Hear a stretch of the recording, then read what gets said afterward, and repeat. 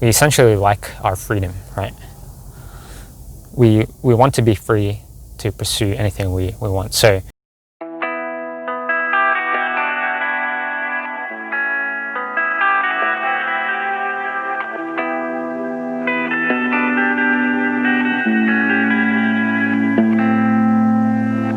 life is harder than I like to think, but it's easy when you're by my side. No point in calling, you just have to see the fundamentals of our life tonight. Cause I've been looking at a photograph of you, and I've been thinking about all the ways you move. This isolation got me feeling like a moon, my love. Yeah, when I wake up, I feel empty, not beside you. My whole life been searching just to find you. This quarantine, it hasn't got the right to keep us apart.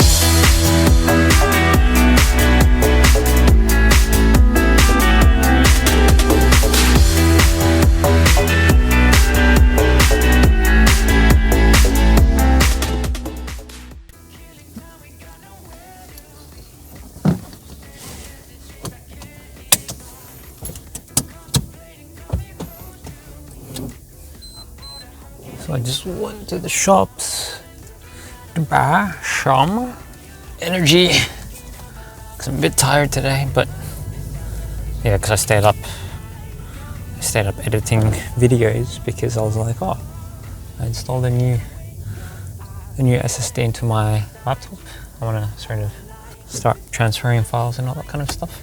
And then I was like, oh, I ended up recording videos today,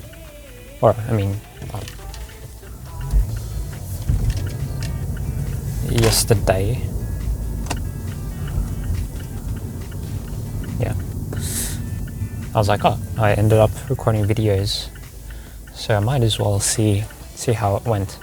I was just watching, just going through the footage and seeing if I stuffed up, which I did, but you guys aren't going to see the stuff ups because I edited them out, unfortunately. So maybe I should make a video that has bloopers in it and then add those stuff ups up. Like I say a lot of ums and oh shoot, that's me to go. Yeah.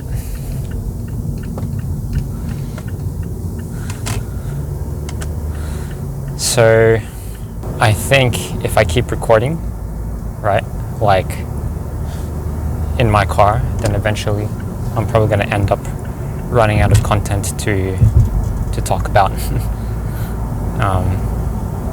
Because before I was thinking, oh, I'm not gonna have time to record stuff, and then now it's like, because I'm going more often into the to the office, and before I used to take the train because before before the quarantine it was much easier. I would just park at the station and I wouldn't have to drive, and essentially the office is like five minutes from the station, and so it's 15-minute train ride, and I don't have to drive and do much and just sit down, and I can just open my laptop or something and do something on the train if I wanted to. And that's why I never really liked driving before, because driving you couldn't really do anything. Like the only thing you could do is probably just like listen to music, listen to podcasts and audiobooks, or record a video just like what I'm doing now. Yeah. But yeah, so you're very limited if, say, you have long commutes to work, then you're very limited into what you can do, and over the year that can add up, especially, say for example, if you live in the suburban areas, and say for example you have a job in the city, right? And then that job in the city, it takes you an hour to get there by either public transport or driving. And if you drive to the city, say that's 1 hour to the city and 1 hour back, that's 2 hours every day, and that adds up over time. So I was thinking, yeah, I might as well record stuff and do stuff even more to be productive. Thing is, what I was thinking about this morning was maybe I should record a video about a topic that I talk about why I'm doing all of these things, like why am I pursuing what I'm pursuing and all that. Well, a couple of years back, because I realized that I'm probably not your average Joe in terms of, like my interests quite differ to the average person, right?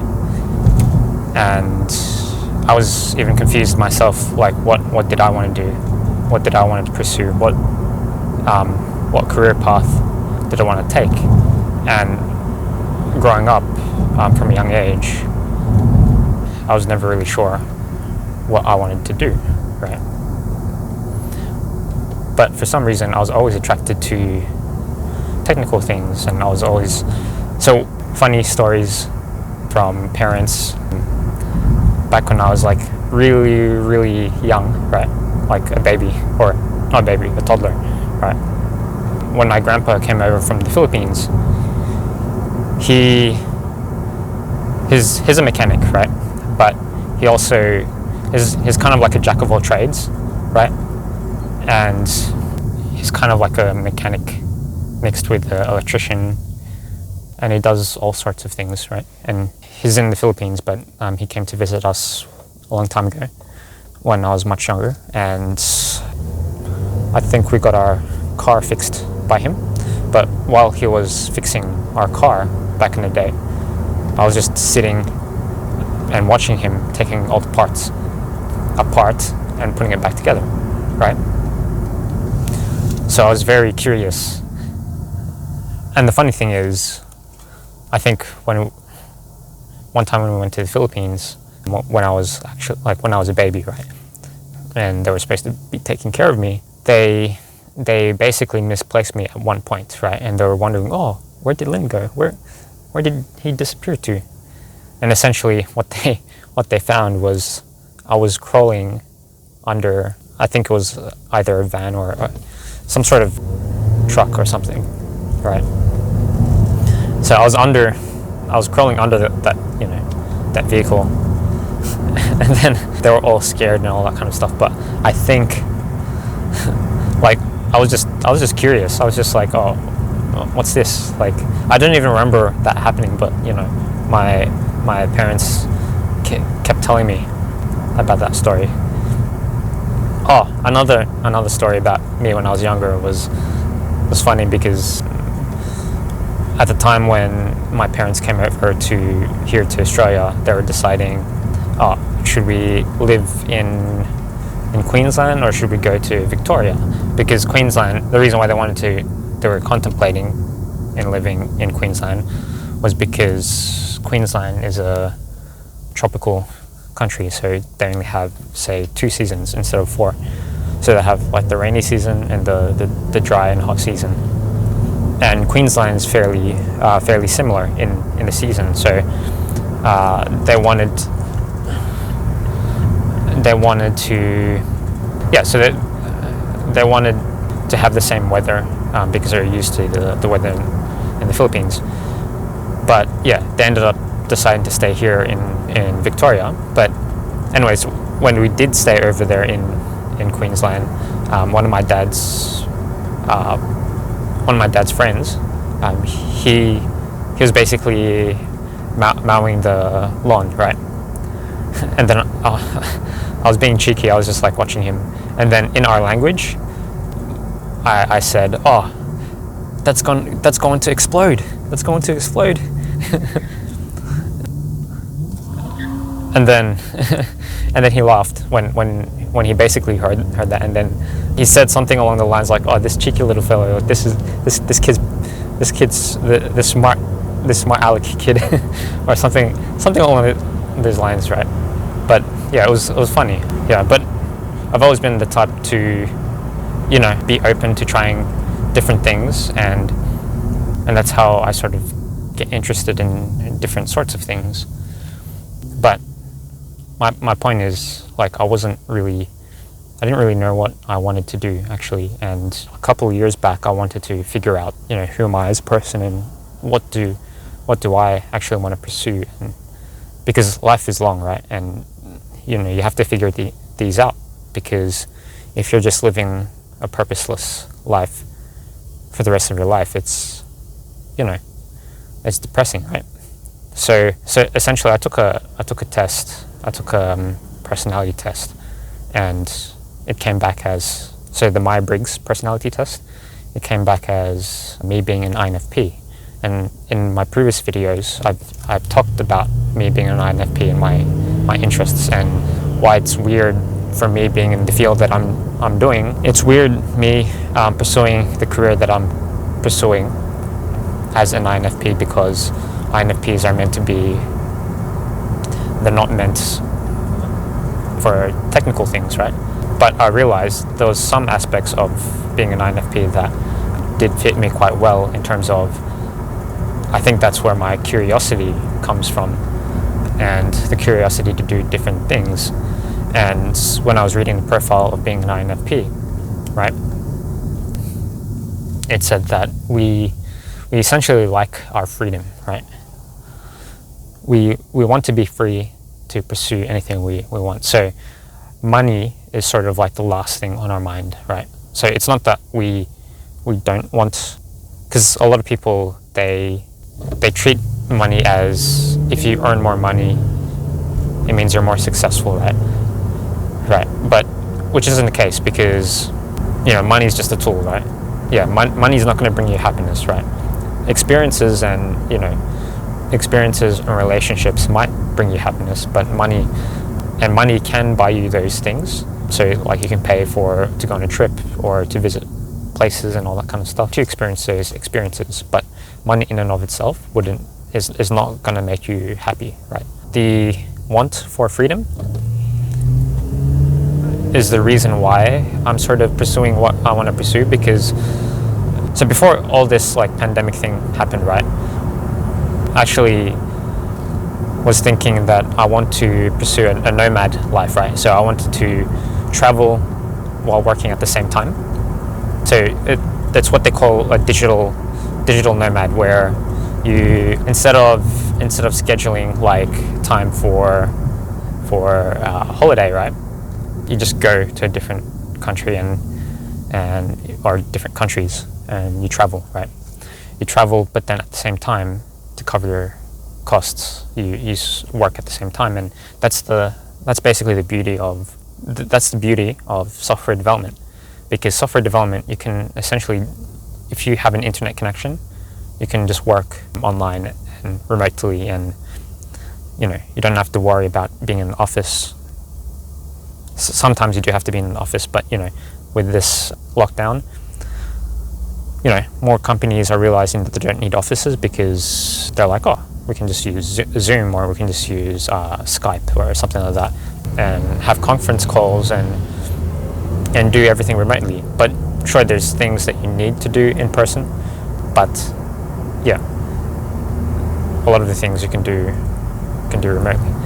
So essentially, yeah, so I want to get to a point where I can do things, without the repercussion of, say, oh, you're going to get broke and you're going to lose your job, and you're not going to be able to provide for yourself, and you're going to end up going hungry because you can't provide for yourself, right?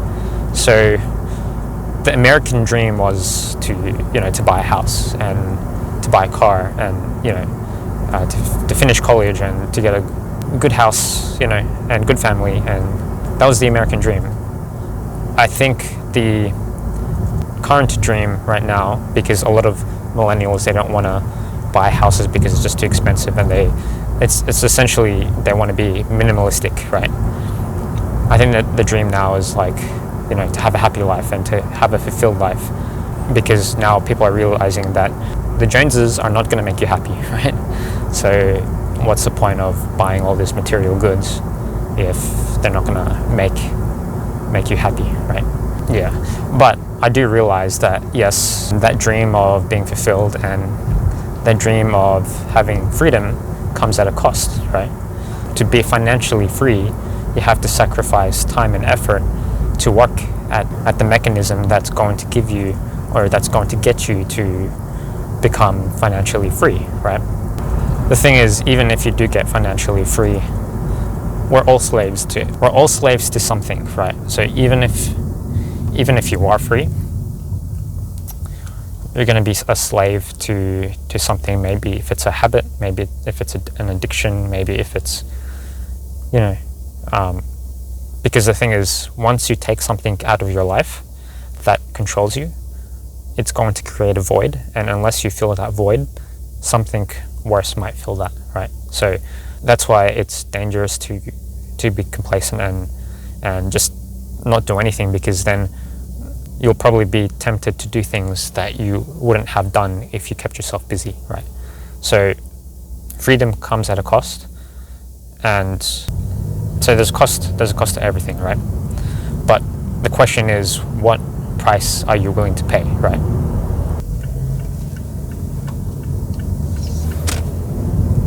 So you have to ask the question, what price are you willing to pay to get that freedom? Because they're saying that slavery is abolished, right? The thing is, we might not call it slavery, but there's probably more slaves today than there was back then, because essentially the difference in, say, the difference in economic status, right? People think that they're free, but the thing is, when they used to have a whip to get people to do things, now they have incentives like using money to get people to do things. So you think you're doing things because you think you're free, but in actual fact, because you're basically in the system where you've got so many things that you have to pay for and just to survive, right? So many living expenses that the price of living is that new whip, or is that new thing that makes you a slave, right? Back then, when they didn't used to have money, everyone just worked for, everyone earned what they worked for, right? So everyone essentially lived, well, everyone had their own farms, or everyone had their own produce, or people were hunters and gatherers, and if they hunted their food, they got to eat it and keep it. If they gathered their food, they got to get the harvest and eat it, and they didn't have to work, so much more than another person just because their wages is a lot less than another person, right? So they got what they worked for, right? And what they earned was theirs, unless, and that's why, they had wars, because people were fighting for resources back in the day.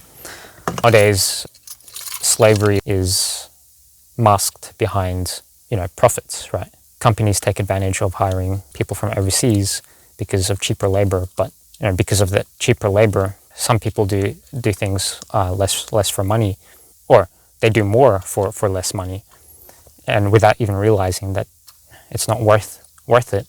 But they have no choice, because the situation they're in, or the country, or circumstances that they find themselves in, they're forced to do that job. And so the thing is, the only difference now is that there are ways to sort of get out of that situation and to build yourself up, so that you're not in a situation where you're taken advantage of by the system, right? But that takes time. That takes effort and time. And during a crisis, it's a lot harder to do that. Anyways, I'm rambling on. Basically, my end goal is to have freedom, and whether it is starting a business so that I could be financially free, and then after that, so I can help others and help other people also be financially free and all that, then that's the goal. So, and I'm assuming that a lot of people have this goal as well. Some people still work because they enjoy their work, even though they can survive with the money that they have. They can retire, because work is a blessing as well, right? And they just do it for leisure, or they just do it to keep alive, right? At one point, when I get to that point, I'll be doing the same thing, because there's sure in no way am I going to sit on my ass and do nothing. But there might be times where you want to sit back and relax and recuperate and give yourself rest. but there's not going to be a time where I'm like, oh, I don't want to work anymore.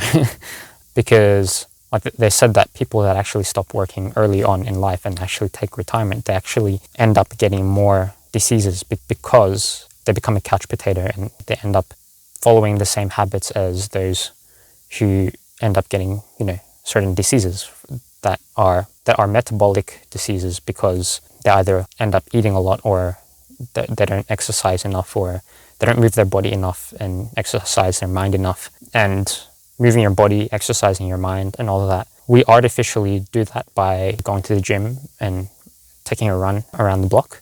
But the reason why we're meant to exercise anyway is because our muscles are meant to move, and our body is meant to move because we actually need to work, and work is a blessing, right? But the thing is, if you're forced to work, that's a different story. So yeah, my point is, I wanted to get to a point where I'm not forced to work, and I work for my own needs and wants, right? Because I have to survive. Anyways, I'm going to work, so I'll catch you guys later. Like and subscribe if you like this content, and I'll see you in the next video.